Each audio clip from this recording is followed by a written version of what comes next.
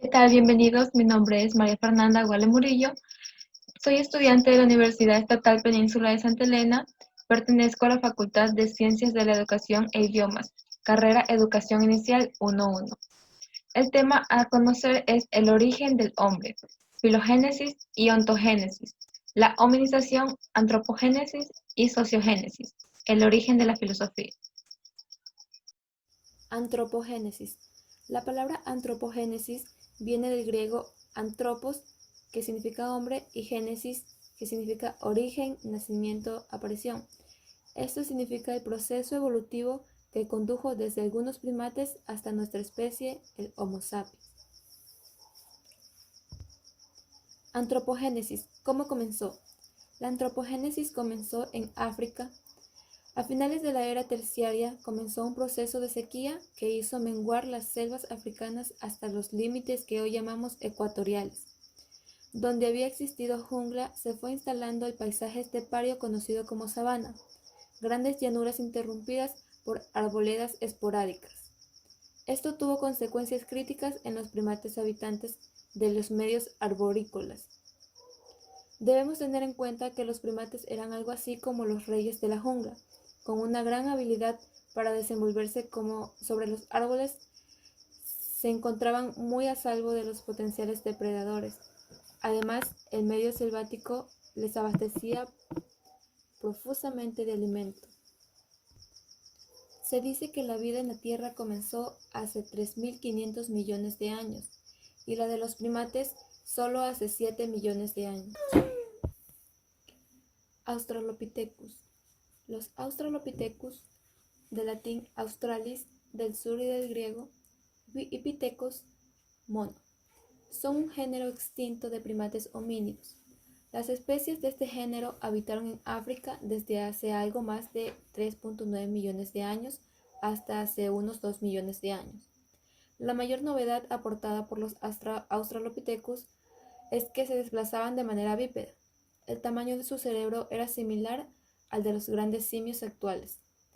Vivían en las zonas tropicales de África, alimentándose de frutas y hojas. Existe consenso en que los Australopithecus jugaron un papel esencial en la evolución humana, al ser una de las especies de este género la que dio origen al género Homo en África, hace unos 2 millones de años, el cual a su vez dio origen a las especies Homo habilis y finalmente al hombre moderno, Homo sapiens.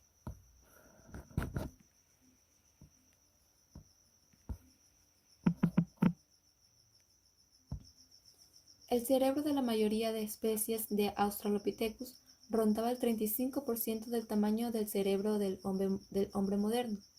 Eran en su mayoría pequeños y delgados, con una talla de 1.20 a 1.40 metros de estatura, aunque presentaban muchas características consideradas primitivas. Su locomoción era claramente bípeda. En algunas especies existía un marcado dimorfismo sexual, siendo el tamaño de los machos significativamente mayor que el de las hembras. Por otro lado, el Homo habilis. Homo habilis, de latín homo, que significa hombre, y habilis, que significa hábil.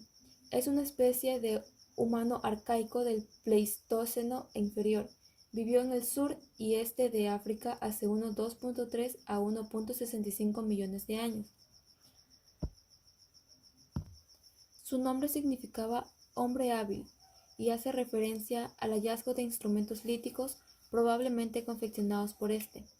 Se han realizado estudios detallados de los restos óseos de sus manos para poder verificar si realmente sería posible que este Homo los hubiera realizado. Los científicos concluyeron que era capaz de hacer presión de agarre para realizar las manipulaciones necesarias en la fabricación de utensilios de piedra.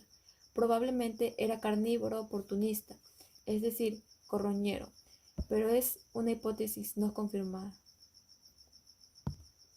Por otra parte tenemos al Homo ergaster. Homo ergaster es un homínido extinto propio de África. Se estima que vivió entre 1.9 y 1.4 millones de años. El Homo ergaster procede probablemente del Homo habilis y es descrito por algunos autores como el antecesor africano de Homo erectus. Algunos especialistas consideran que puede haber sido una única especie, debido a su gran parecido anatómico, en cuyo caso tendría prioridad su denominación como Homo erectus, pero parece asentarse la aceptación de dos especies diferentes. El Homo erectus. El Homo erectus es un homínido extinto que vivió entre 2 millones de años antes del presente. Una característica principal del Homo erectus es la forma de la bóveda craneal, relativamente baja y angular, con un marcado toro.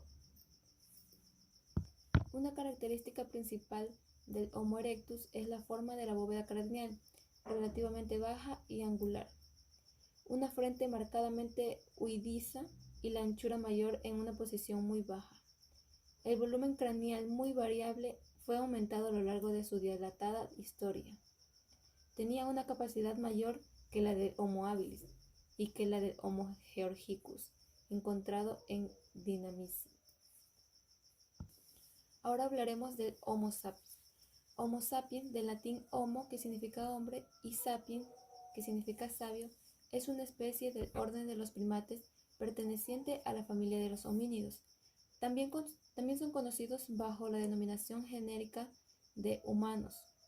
Los seres humanos poseen capacidades mentales que les permiten inventar, aprender y utilizar estructuras lingüísticas complejas, lógicas, matemáticas, escritura, música, ciencia y tecnología. Los humanos son animales sociales, capaces de concebir, transmitir y aprender conceptos totalmente abstractos.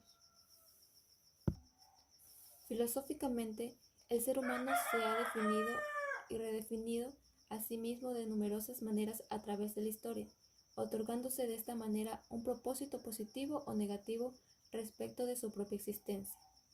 Existen diversos sistemas religiosos e ideales filosóficos que, de acuerdo con una diversa gama de culturas e ideales individuales, tienen como propósito y función responder a algunas de estas interrogantes existenciales. Los seres humanos tienen la capacidad de ser conscientes de sí mismos, así como de su pasado. Saben que tienen el poder de plantear, transformar y realizar proyectos de diversos tipos. En función de esta capacidad, han creado diversos códigos morales y dogmas. La sociogénesis, el proceso de civilización de la sociogénesis.